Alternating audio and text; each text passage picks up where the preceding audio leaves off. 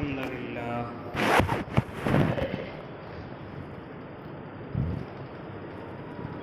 الحمد لله رب العالمين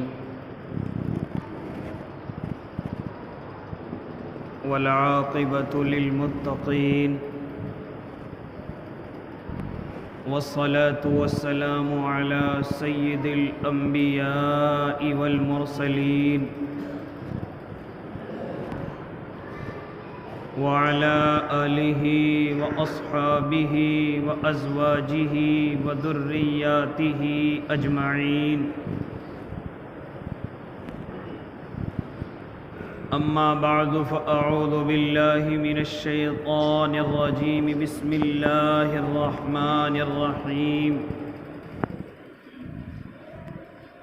وَلِلَّهِ عَلَى النَّاسِ حِجُّ الْبَيْتِ مَنِ اسْتَطَاعَ إِلَيْهِ سَبِيلًا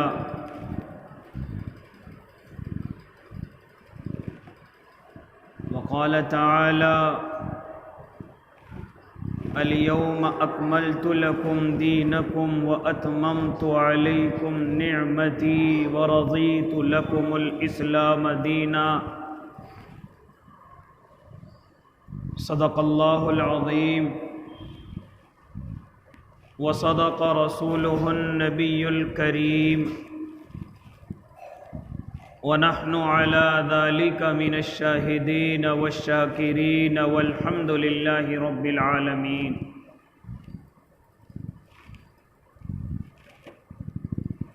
واجب الاحترام معزز سامعین عظام، عزیز دینی بھائیوں، بزرگوں، نوجوانوں اور معصوم بچوں، اپنے گھروں میں سماعت فرمانے والی پاکیزہ اسلامی مائیں اور بہنوں،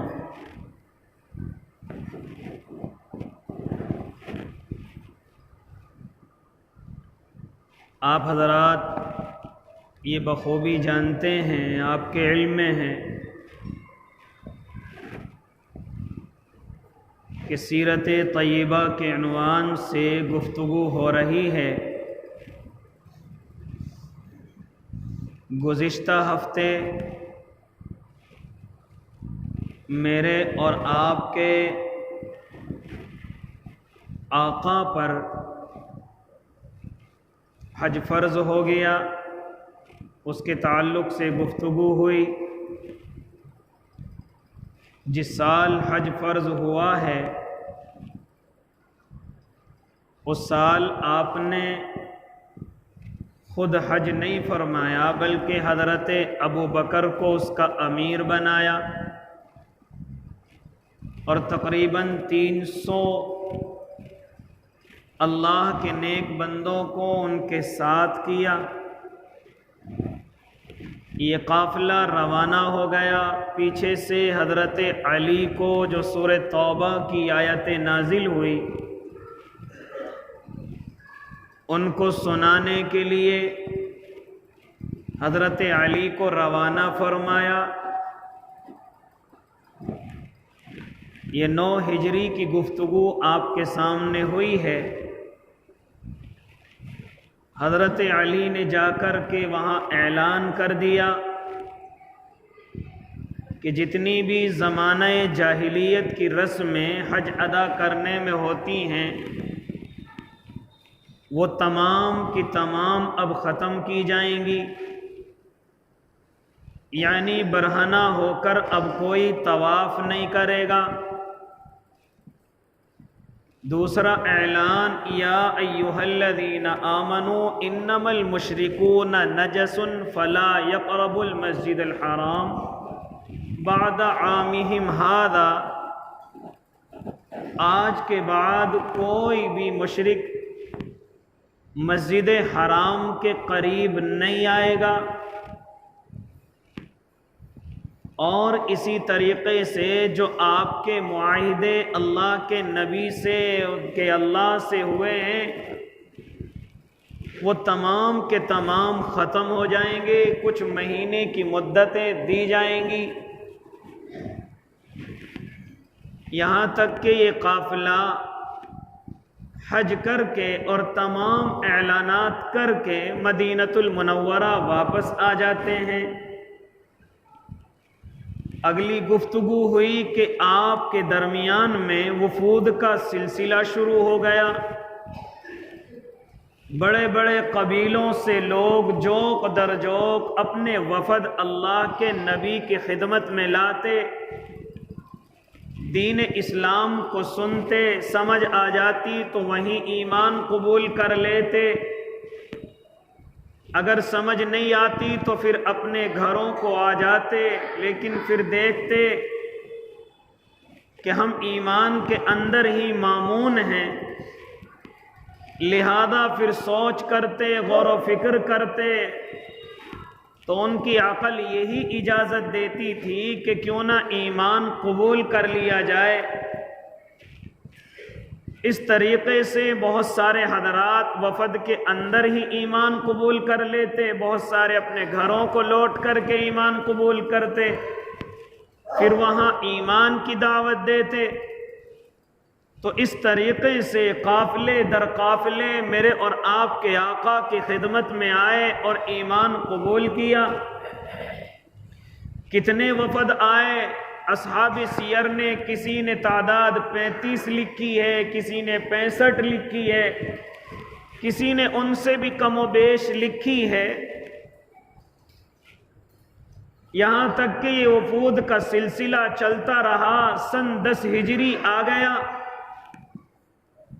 اب میرے اور آپ کے آقا نے بھی ارادہ فرمایا کیوں نہ حج ادا کر لیا جائے، کہ جس کو اللہ رب العزت نے قرآن کریم کے اندر بھی حکم دیا اور اس کو فرض قرار دیا۔ کیا فرمایا؟ وَلِلَّهِ عَلَى النَّاسِ حِجُّ الْبَيْتِ مَنِ اسْتَطَاعَ إِلَيْهِ سَبِيلًا۔ اللہ کا حق ہے لوگوں پر کہ وہ اس کے گھر کا حج کریں، جن کو وہاں جانے کی طاقت ہے، اس کے راستے کی طاقت ہے، یعنی ان کے پاس راستے کا سفر خرچ بھی ہے، ان کے پاس اپنی بدنی طاقت بھی ہے، راستہ مامون بھی ہے، کوئی خوف و خطر نہیں۔ جب یہ ساری چیز ایک جگہ جمع ہو جائیں، اسی طرح عورت کے لیے بھی محرم کا انتظام ہے، تو پھر ایسی حالت میں اللہ رب العزت کی طرف سے اس کے گھر کا طواف اور اس کے گھر کا حج کرنا یہ فرض قرار دے دیا جاتا ہے۔ الغرض اس وقت میں ارادہ حج کے تعلق سے گفتگو کرنے کا نہیں ہے، موقع آئے گا تو انشاءاللہ حج کے تعلق سے گفتگو ہوگی۔ اب میرے اور آپ کے آقا سن 10 ہجری میں قدم رکھ رہے ہیں۔ ذی الحجہ اور ذی قعدہ کا مہینہ اشہر حرم جن کو کہا جاتا ہے، وہ مہینے چل رہے ہیں۔ میرے اور آپ کے آقا نے اعلان فرما دیا کہ اس سال میں خود بنفس نفیس حج کرنے کے لیے جاؤں گا، لہذا یہ اعلان کرنا ہے۔ اب لوگ جوق در جوق میرے اور آپ کے آقا کی خدمت میں حاضر ہوتے ہیں تاکہ اللہ کے نبی کی معیت میں اللہ کے نبی کے ساتھ حج ادا کر لیا جائے۔ اس مبارک عبادت کو اور اس فرضیت کو کیوں نہ آقا کے ساتھ ادا کیا جائے، لہذا لوگ جوق در جوق میرے اور آپ کے آقا کی خدمت میں حاضر ہوئے۔ آقا اس قافلے کو لے کر کے چلے ہیں، اس کو حجۃ الوداع کہا جاتا ہے، یعنی یہ میرے اور آپ کے آقا کا آخری حج ہے۔ اس کے بعد آپ دنیا میں، اس کے بعد دنیا میں نہ رہے، لہذا میرے بھائی یہ قافلہ تقریباً جس کی تعداد 1 لاکھ سے زیادہ، کسی نے 1,24,000 لکھی، کسی نے 1,44,000 لکھی، یہ تمام کا تمام قافلہ میرے اور آپ کے آقا کے ساتھ ہے اور بڑی شان کے ساتھ مدینۃ المنورہ سے مکۃ المکرمہ کی طرف روانہ ہو رہا ہے۔ 8 دن کے اندر یہ قافلہ مکۃ المکرمہ کے اندر پہنچا ہے، لہذا حج کی روداد آپ کے سامنے نہیں۔ میرے اور آپ کے آقا عرفات کے میدان میدان میں ہیں، کبھی ہاں جو جبل پہاڑ ہے اس کے پاس ہیں، جبل رحمت جو پہاڑ ہے اس کے پاس ہیں، ہاں لوگوں کو خطبہ دے رہے ہیں۔ یہ آخری خطبہ ہے، یہ آخری نصیحت ہے، یہ آخری اللہ کے نبی صلی اللہ علیہ وسلم کی تمام کے تمام لوگوں کو نصیحتیں ہیں۔ لہذا جب تمام کے تمام حاجی ایک جگہ جمع ہو گئے، ایک جگہ اکٹھے ہو گئے، ہاں تو پہلا اعلان میرے اور آپ کے آقا ارشاد فرماتے ہیں، کیا فرما رہے ہیں کہ لوگوں یہ میری اور تمہاری آخری مجلس ہے، ہو سکتا ہے اس کے بعد ہاں میں اور آپ ایک جگہ جمع نہ ہو سکتا ہے اس کے بعد ہاں میں تم سے اس طرح اور اس جگہ نہ ملوں، لہذا یہ میری اور آپ کی آخری مجلس ہے۔ لہذا اپنے صحابہ جو جان سے زیادہ محبت کرنے والے ہیں، جو جان سے زیادہ آپ پر مر مٹنے والے ہیں، آپ پہلے سے ہی انہیں تیار کر رہے ہیں تاکہ اس خبر کو یہ اپنے دلوں میں بٹھا لیں اور اپنے دلوں کو مضبوط کر لیں، یعنی جب میں اس دنیا سے پردہ فرماؤں تو ان لوگوں کے دلوں پر زور نہ پڑے، ان لوگوں کے جذبات کو ٹھیس نہ پہنچے، اس لیے آپ پہلے سے ہی اپنے صحابہ کے مزاج بنا رہے ہیں۔ کیونکہ آقا کی جدائی صحابی برداشت نہیں کرتے تھے۔ بعض صحابہ تو وہ ہیں کہ اگر دن میں زیارت نہ ہو تو وہ ایسے مارے مارے پھرتے ہیں جیسے انہیں کیا نہیں ملا، بھوکے رہ جائیں ان پہ کوئی پرواہ نہیں، پیاسے رہ جائیں ان پہ کوئی پرواہ نہیں، کاروباری کام نہ ہو ان پر کوئی پرواہ نہیں، لیکن اگر نبی کی زیارت نہ ہو تو وہ پریشان رہتے ہیں۔ یہاں تک کہ بعض صحابہ نے تو میرے اور آپ کے آقا کے سامنے یہ بھی کہہ دیا، یا نبی اللہ اگر آپ ہماری نظروں سے اوجھل ہو جائیں، اگر آپ ہمیں نظر نہ آئیں، آپ ادھر ادھر ہو جائیں، آقا ہم سے رہا نہیں جاتا، آقا آپ تو جنت کے اعلیٰ درجوں پر چلے جائیں گے، آپ تو جنت میں اعلیٰ علیین پر پہنچ جائیں گے، آقا ہم تو اتنے ایمان والے نہیں ہیں، ہمارے پاس تو اتنی نیکیاں نہیں ہیں، ہمارا کیا ہوگا؟ ہمارا تو یہی دل نہیں لگتا کہ آپ کو نہ دیکھیں، ہاں آپ کو دیکھے بغیر ہمیں سکون نہیں ملتا، ہمارا وہاں کیا ہوگا؟ آپ تو جنت کے اونچے درجوں پر پہنچ جائیں گے اور ہم نیچے رہ جائیں گے، ہم آپ کو دیکھیں گے کیسے؟ ہمیں جنت کی خوشی اتنی نہیں ہے، جنت میں جانے کے اتنے لالچ نہیں ہے، ہمیں غم اس چیز کا ہے کہ آپ اونچی جگہ چلے جائیں گے، ہم آپ کو کیسے دیکھا کریں گے؟ کیا فرمایا تھا میرے اور آپ کے آقا نے؟ میرے صحابہ گھبرانے کی ضرورت نہیں ہے، المرء مع من احب، جو جس سے محبت کرے گا کل قیامت میں بھی اور جنت میں بھی وہ اسی کے ساتھ ہوگا۔ اس چیز کی پرواہ نہ کرو، تم بھی میرے ساتھ ہی رہو گے۔ اس لیے میرے بھائی جب اتنی محبت کرنے والے صحابہ کہ اگر ایک نظر ایک دن میں نہ دیکھیں تو ان کو ایسا ہو جائے جیسے ان سے کیا چھین لیا گیا، اس لیے ان کے ذہنوں کو میرے اور آپ کے آقا پہلے ہی بنا رہے ہیں، ان کے دلوں کو پہلے ہی مضبوط کر رہے ہیں، اور پہلا اعلان یہ فرما رہے ہیں، او اللہ کے بندو یہ میری اور آپ کی آخری مجلس ہے، لہذا سمجھنے والے سمجھ گئے۔ یہاں تک کہ اگلی بات ارشاد فرماتے ہیں، بہت سارے احکام ارشاد فرمائے۔ دوسرا حکم پھر میرے اور آپ کے آقا نے ارشاد فرمایا، جیسے کہ مکہ حرمت والا ہے، یہ مہینہ ذی الحجہ حرمت والا ہے، اسی طریقے سے ہاں تمہارے خون اور تمہارے مال اور اسی طریقے سے تمہاری عزتیں بھی حرمت والی ہیں، لہذا اپنی عزتوں کا اور اپنے خونوں کا اور اپنے جانوں کا تم اس طرح سے حفاظت کرنا، اور دوسرے کی بھی عزت اپنی عزت سمجھنا، دوسرے کے بھی خون کو اپنا خون سمجھنا، اور دوسرے کے مال کو بھی اپنا مال سمجھنا، یعنی کوئی نقصان نہ پہنچانا، کسی کی عزت کو پامال نہ کرنا۔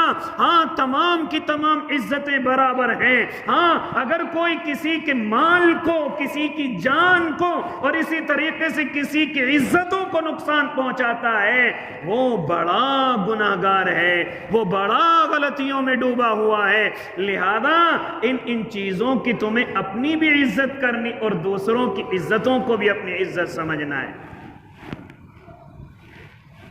تیسرا اعلان فرمایا، میں زمانہ جاہلیت کے تمام کاموں کو آج اپنے قدموں کے نیچے روندتا ہوں، जितनी चीज़ें ज़माने जाहिलियत की चलती हुई आ रही हैं, मैं उनको आज अपने कदमों के नीचे, हाँ वो कौन कौन सी ज़माने जाहिलियत की बातें हैं। पहली आका ने इरशाद फरमाई कि आपस की दुश्मनी, आपस की नफरत, आपस का झगड़ा, आपस का इंतकाम, आज मैं अपने कदमों के अंदर रोनता हूँ। और खाली रोनता नहीं बल्कि ऐलान करता हूँ कि हमारे ख़ानदान के जो रबियाँ हैं, मैं उनका खून माफ़ करता हूँ, कोई खून बहा नहीं लिया जाएगा।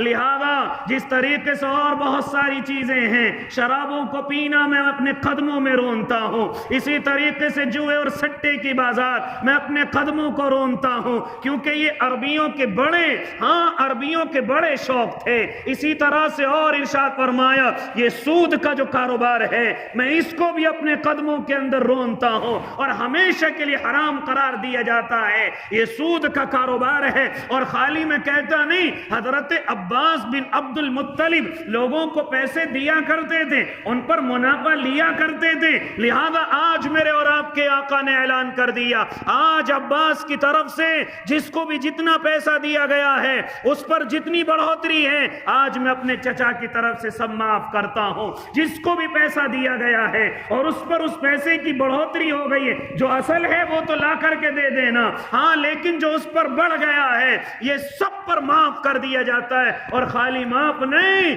बल्कि कयामत तक इस कारोबार को हराम करार दिया जाता है।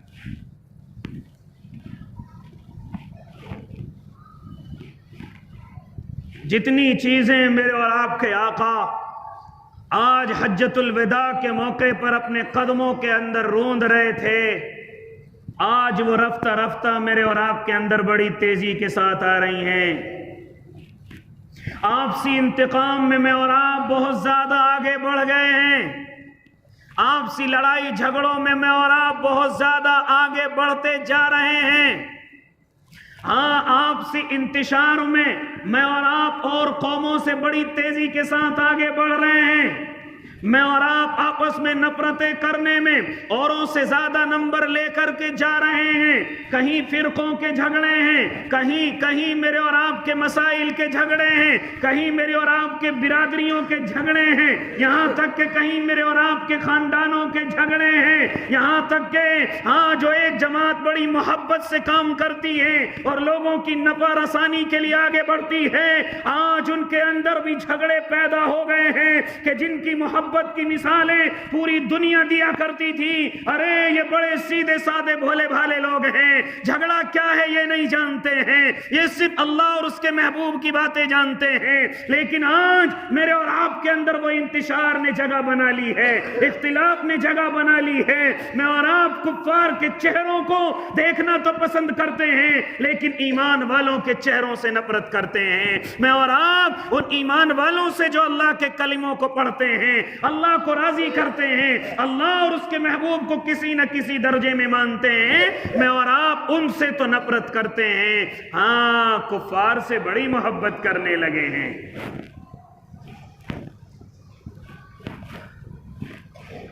जिन चीजों को आज मेरे और आपके आका हज्जतुल विदा के मौके पर अपने कदमों के नीचे रोंद रहे, क्या वो चीजें मेरे और आपके अंदर तेजी के साथ नहीं फैल रही?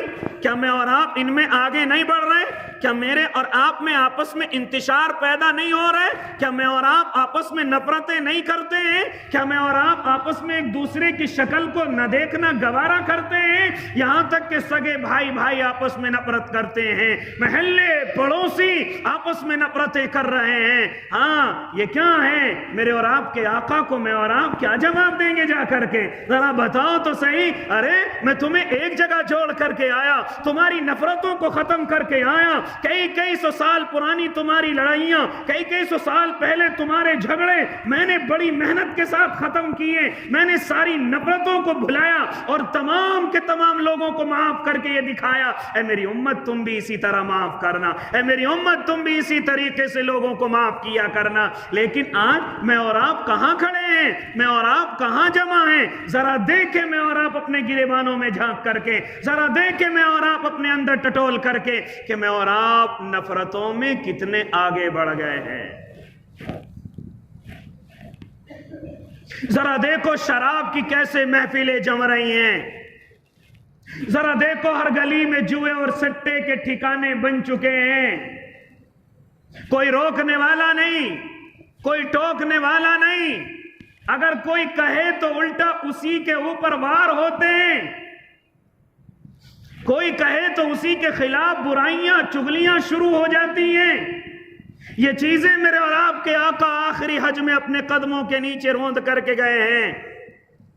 और खास तौर से सूद का नाम लिया था मेरे और आपके आका ने कि ये सूद का कारोबार, हाँ, ये तुम्हें बर्बाद कर देगा, ये तुम्हें हलाक कर देगा, ये तुम्हें जिल्लत और रुसवाई की जिंदगी गुजारने पर मजबूर कर देगा, ये तुम्हारी इज्जतों को नीलाम होने पर मजबूर करेगा, ये तुम्हारे घरों को तुमसे बेघर कर देगा। ये कारोबार, ये मजाक न समझो, ये तुम्हें लूटने खसोटने और तुम्हें बर्बाद करने की चीज है। इसको कारोबार नहीं, इसको अपनी बर्बादी समझो, इसको अपने लिए बिल्कुल आफत और मुसीबत समझो। अगर इसको नहीं छोड़ोगे तो तुम्हें बर्बाद होने से कोई नहीं बचा सकता।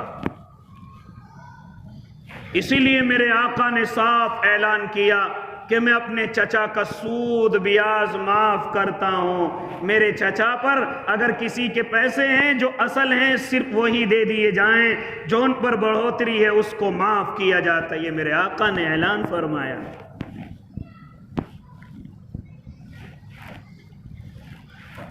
आज अगर उलमा इस चीज पर गुफ्तगू करते हैं तो उलमा से नफरतें शुरू हो जाती हैं, झगड़े शुरू हो जाते हैं, नमाजें होनी बंद हो जाती हैं। इसके पीछे तो नमाज ही नहीं होती।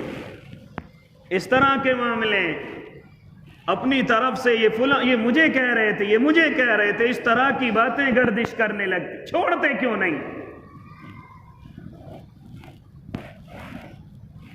कौन लेता है, कौन देता है, इसको छोड़ दीजिए, खुद छोड़िएगा पहले। ये बहाने चलने वाले नहीं कि आजकल तो सब मुलव्विस हैं, आजकल तो सब कर रहे हैं, आजकल तो इसके बगैर काम चलने वाला ही नहीं है। क्यों मेरे भाई? अगर अल्लाह को राजी करना जानते हो तो इनके बगैर भी काम चलते हैं, इनके बगैर भी दुनिया अपनी जिंदगी गुजार रही है।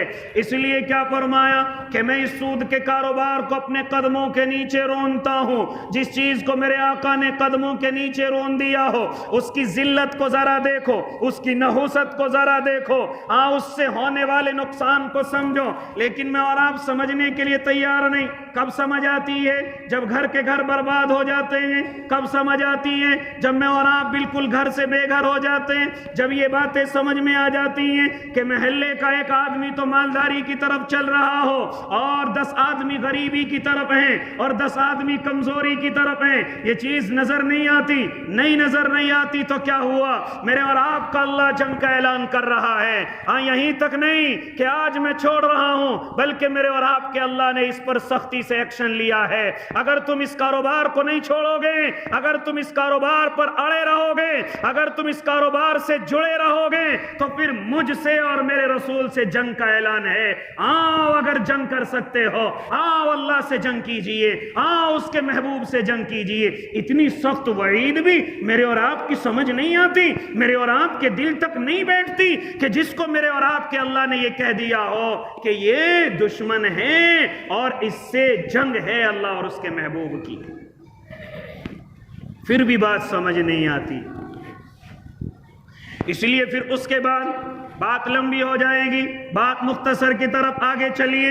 आगे चल करके मेरे और आपके अल्लाह के महबूब ऐलान करते हैं। क्या ऐलान करते हैं? बहुत खास ऐलान कर रहे हैं। वो ये है कि अपनी औरतों के बारे में अल्लाह से डरना, अपने मातहतों के बारे में अल्लाह से डरना, और खास तौर से जो तुम्हारे घर की बीवी है, उसके बारे में अल्लाह से डरना, उसके हुकूक के बारे में अल्लाह से डरना, उसके हक अदा करने में अल्लाह से डरना। लिहाजा ये जो तुम्हारी बीवी है, इसके ताल्लुक से खास तौर से तुम्हें अल्लाह से डरना है। और खाली बीवी नहीं, अगर ये बीवी बेटी की शक्ल में तब भी डरना है, अगर बहन की शक्ल में तब भी अल्लाह से डरना है, अगर माँ की शक्ल में तब भी अल्लाह से डरना है। खास तौर से क्यों ये औरत का नाम आया है? क्यों अल्लाह के नबी ने औरतों का नाम लिया है? अल्लाह के नबी ने औरतों का नाम इसलिए लिया है क्योंकि ज़माना जाहिलियत के अंदर औरत की कोई कदर नहीं है, औरत की कोई عزت نہیں ہے، انہیں معلوم نہیں ماں کیا ہوتی ہے، انہیں معلوم نہیں بہن کیا ہوتی ہے،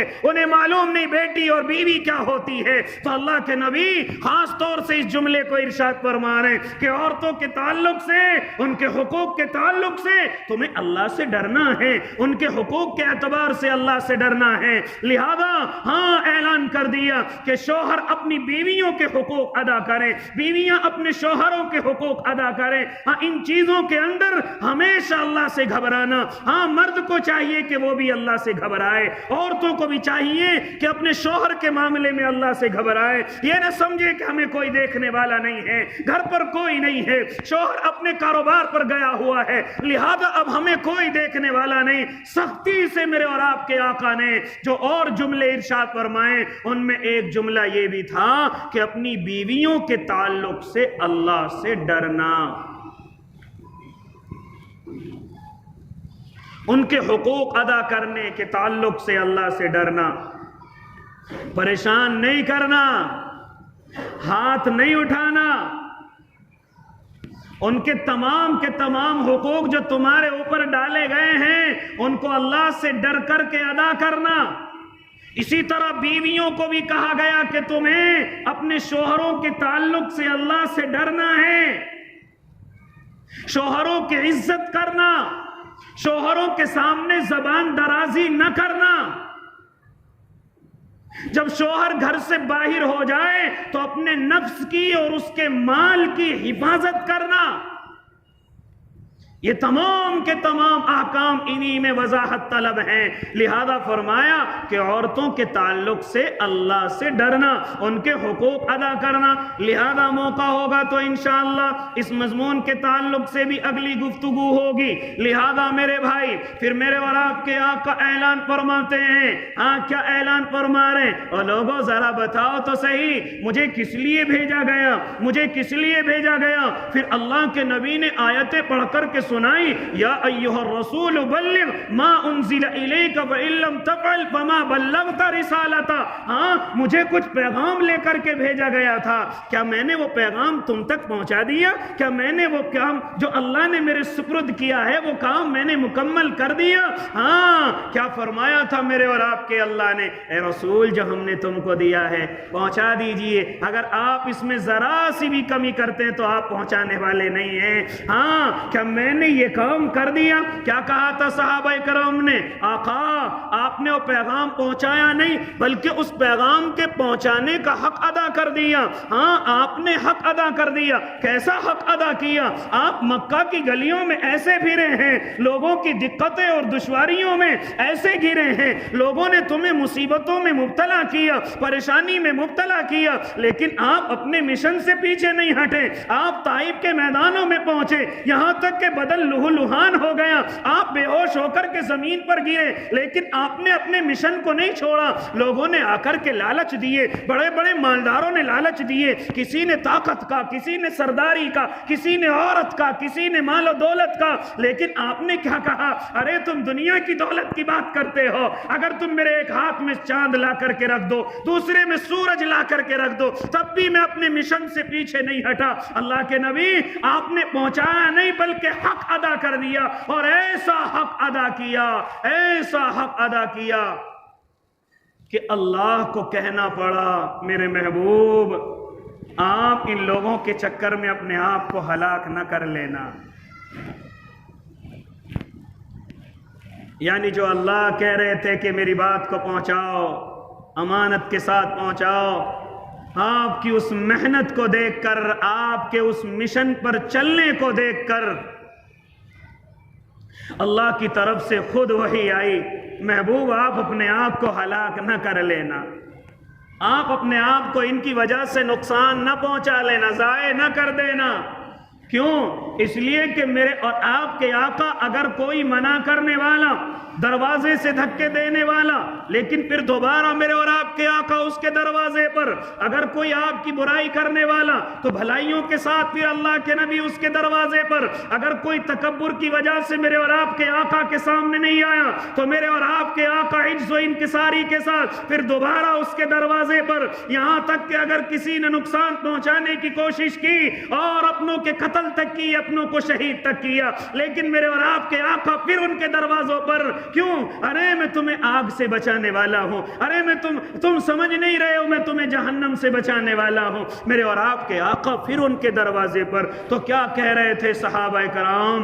آقا آپ نے پیغام پہنچایا نہیں بلکہ اس پیغام کا حق بھی ادا کر دیا, آپ نے اس پیغام کو بالکل صحیح طریقے سے پہنچانے کا حق ادا کر دیا.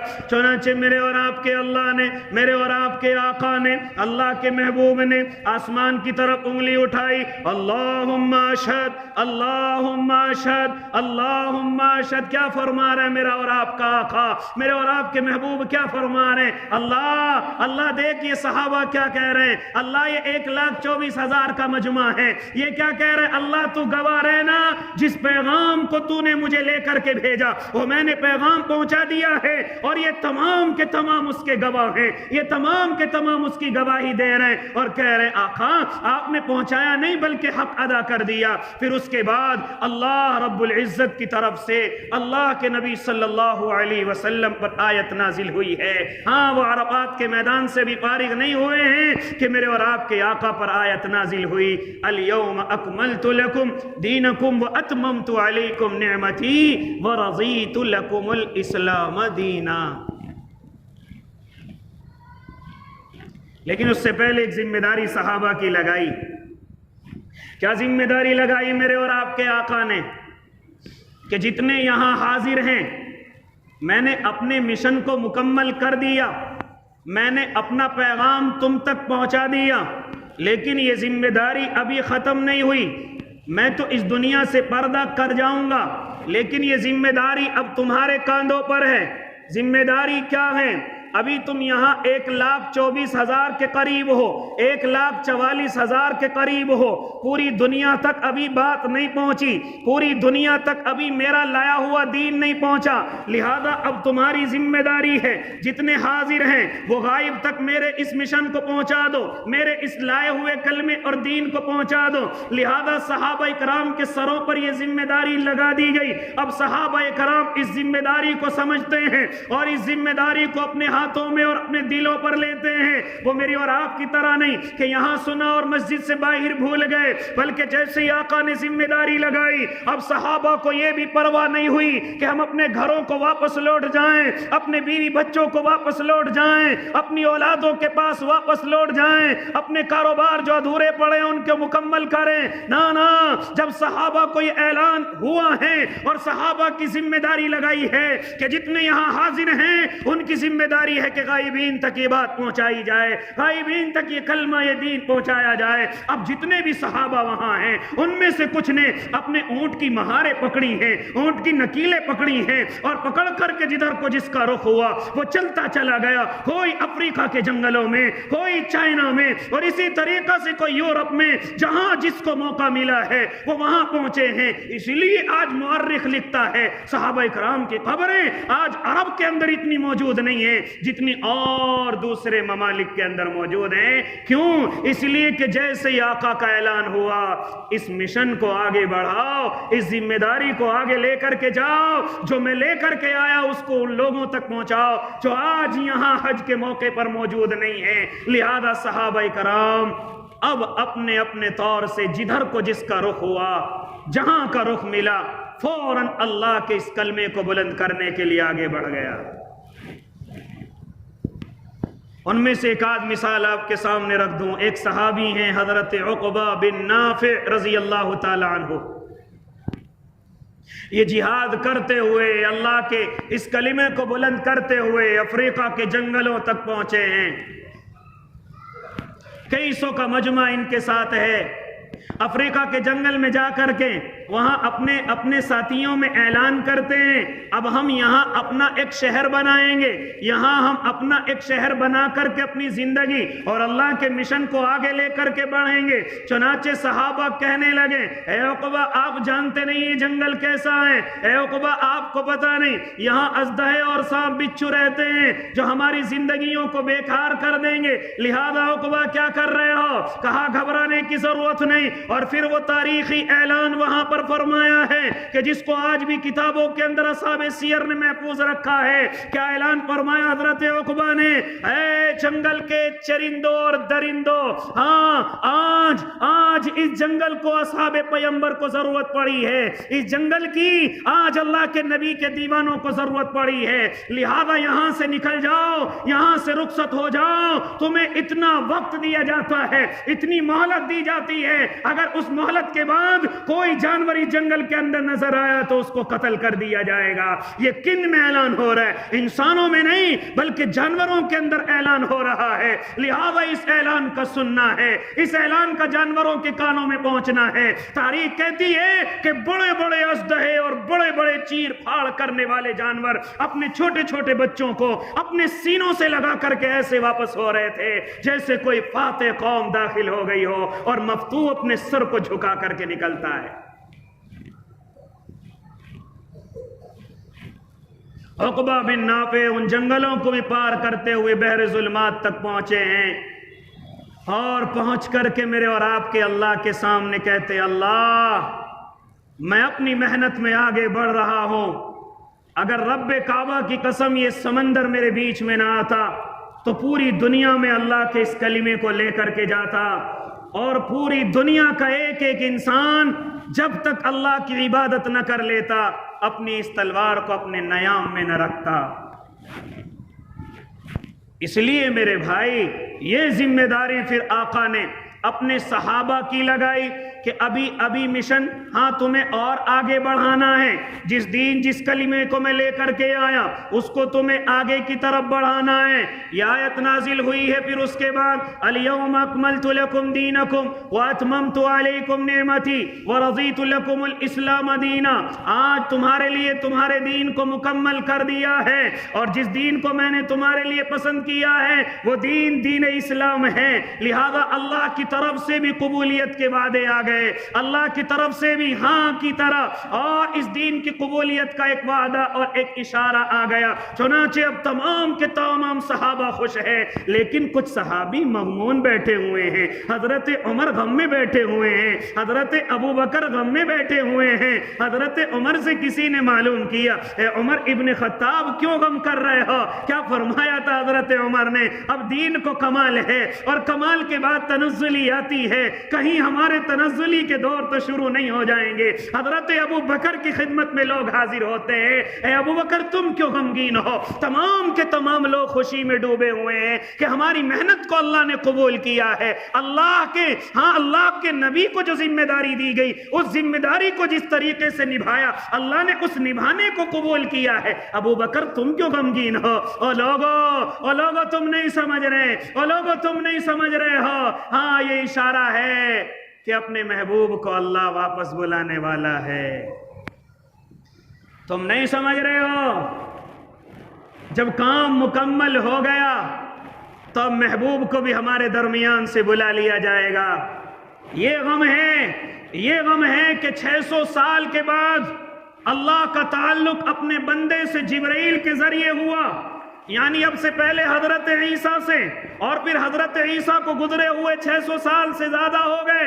لہذا اب یہ تعلق اللہ کا بندے سے ہوا جبرائیل کے ذریعے، یہ تعلق بھی ختم ہو جائے گا، یہ قیامت تک تعلق نہیں رہے گا. ہاں اب یہ تعلق نہ رہے گا. ان چیزوں کا غم ہے، محبوب بھی چلا جائے گا اور اللہ کا تعلق بھی دنیا کے لوگوں سے جو ایک تار جڑا ہوا تھا وہ تار بھی ختم ہو جائے گا. لہذا ان چیزوں کا غم ہے. لہذا میرے بھائی تمام کے تمام لوگ خوشیوں میں ڈوبے ہوئے ہیں، اور صحابہ کی اللہ نے ذمہ داری لگائی اور تمام صحابہ اپنی ذمہ داریوں کو نبھا کر کے اس دنیا سے چلے گئے. پھر تابعین اور تبع تابعین اس ذمہ داری کو نبھا کر کے گئے. اب یہ ذمہ داری علماء کے کاندھوں پر ہے. الحمدللہ علماء بھی اپنی ذمہ داری نبھا رہے ہیں. کوئی مدرسے کھول کر کے اس مشن کو آگے بڑھا رہا ہے، کوئی دعوت و تبلیغ کے راستوں سے اس مشن کو آگے بڑھا رہا ہے، کوئی خانقاہوں کے ذریعے سے اس مشن کو آگے بڑھا رہے، اور کوئی باطل کی آنکھوں میں آنکھیں ڈال کر، ظالم کی آنکھوں میں آنکھیں ڈال کر